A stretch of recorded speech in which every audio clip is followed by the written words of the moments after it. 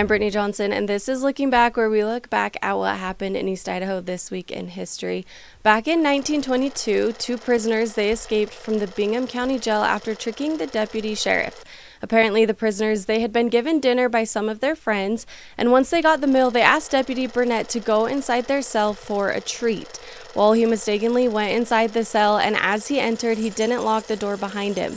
The two prisoners, they immediately rushed through the door and they ran up the stairs. When Burnett got to the outside door, the prisoners were nowhere to be seen. After a 24-hour search, the fugitives had not been found. The escaped prisoners were John W. Casey, who was sentenced the previous week to serve 60 days in the county jail for bootlegging, and Mead Thomas, who was bound over to the district court on a charge of stealing a car.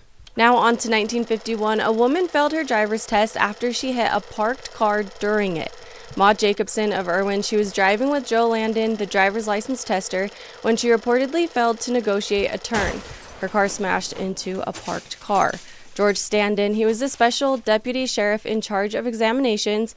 He said that Jacobson was given a failing mark but offered the opportunity to try again. He said Jacobson was in a nervous state of mind. The car she was driving suffered damage to the right front headlight, the grille, and fender. She dented the left rear fender of the car that she hit.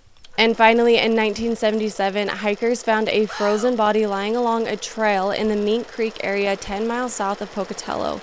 This story can be found on newspapers.com, who sponsors this show. Bannock County Sheriff's detectives, they had not positively identified the body of the young man, but it was estimated that he was in his early or mid-20s. A wallet containing identification and some cash was found nearby. However, it wasn't clear if the wallet belonged to the victim. Officers, they found a pistol about a quarter of a mile farther up the trail. The victim had on blood-soaked clothing, indicating that he may have been shot near the heart. An autopsy was going to be performed to determine the cause of death. The hikers told officials that they shouted at the man when they first saw him to ask if he was all right. Then they notified authorities. That wraps up this week's Looking Back, made possible by newspapers.com. We'll be back next week.